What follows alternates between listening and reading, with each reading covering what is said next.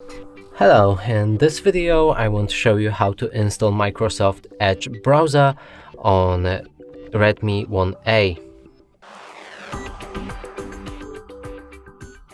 And to do this we'll need to launch our Google Play Store. Right here, try to find an app called Microsoft Edge.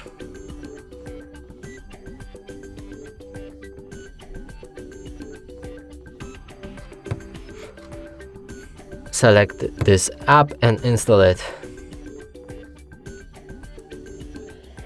After installation process is complete, you should be able to launch it. Here you can sign in to turn on synchronization. I'm gonna skip it. You can also accept or disagree with the data sharing preferences and press on confirm. Here set the Microsoft Edge as a default browser.